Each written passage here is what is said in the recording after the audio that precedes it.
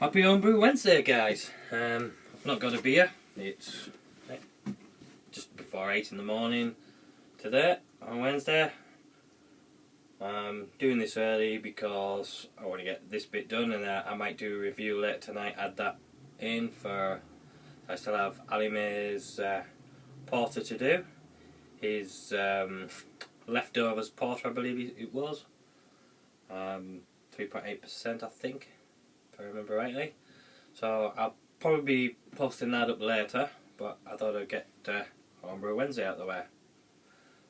So, what have I got going and what have I been doing since the weekend? Well, I've had a clear out, tidy up, and a move around in here. I've taken the top off the freezer finally, moved the freezer, set up all my regulators properly. I'm still thinking of getting a third regulator for my third keg. Because I've got a guy coming on Friday to give me a quote for electricity from the house to here. So, yeah, finally I can get electricity in here, which will be great. Because once summer starts to kick in, I'm going to struggle to keep these chilled. Been great over winter. It's cold crashed to me. Cold crashing them easy. It's been a bit chilled, the beer, but I don't mind that. Cold beer, not a problem with that. It's been a bit difficult, obviously. No lighting, so that's to happen this week, hopefully. Moving into the future, at which point then I can get this built. Finally, I do tend to put these things off really, but I'll get that built and hopefully get some video footage of that. What else have we got going? The Kvike beer is just having a diacetyl rest really at the minute, just clearing up.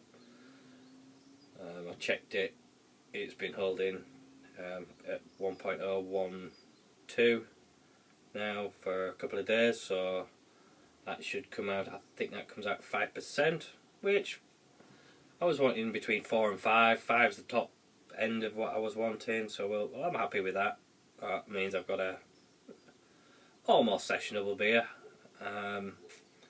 That should I'll start cold crashing that tonight, get that into a keg by the weekend so the fermenter's free, so I can get on and do my smash beer for the smash competition. Can't really talk about that, I suppose. I don't really talk about one malt, one hop, one yeast, and that's that. I'll get that on this weekend. Then this here's my New England IPA, which has been well received. I'm quite pleased with that. I really enjoy it, but you never know, do you, whether other people will. So I'm going to look at a version 2 of that. I might do that with instead of the Vermont ale yeast, I might use the Kvike yeast. Once again, I'm experimenting with it, seeing what it can do, what it can't do.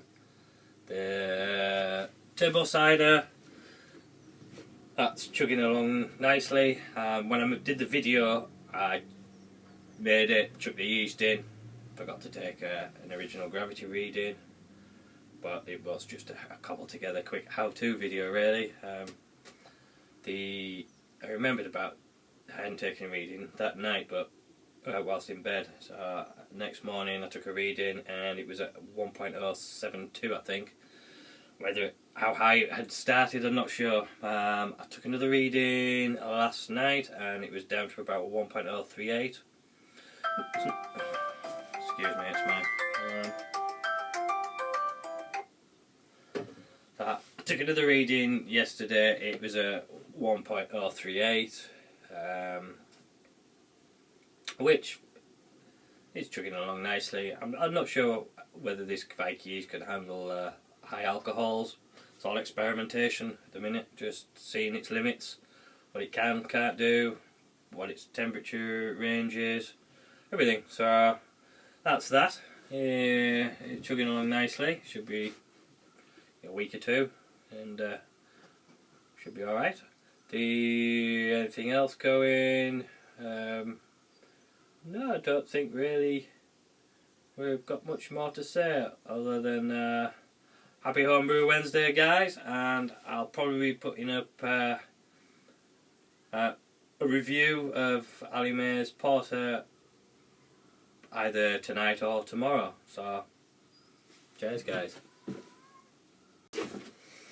Sorry, one thing I did forget to mention is that I got a parcel from Grandfather because my grandfather,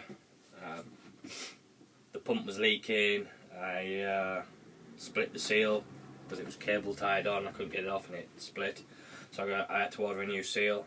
Postage was £6. The actual items were £7. So instead of just doubling the price, I thought, well, I'll add something else so it'll make it seem a bit cheaper. So I got myself one of these little beauties.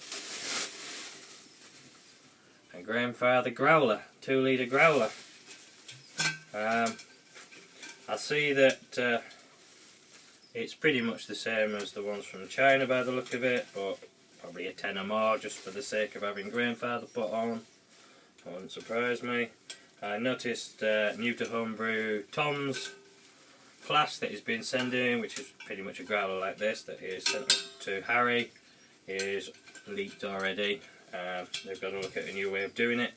I'm guessing that this is great for taking to parties, barbecues, whatever, but certainly not coursing around, not as in the state it is, because, yeah, as far as I can tell, it's about the same as theirs. But yeah, so I've got myself a growler, which will come in handy later in the year, friends, barbecues, etc., parties. So that's that. And yes, I got the part and the Grandfather's fixed, so yeah, all good to go. Obviously, I did put something up on the BrewTube Facebook page showing I'd fixed it, but for those who aren't on there yet, get yourself on.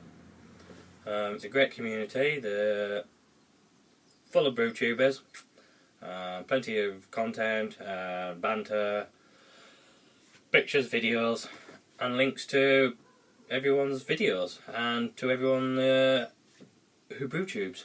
So, get yourself on. Take care.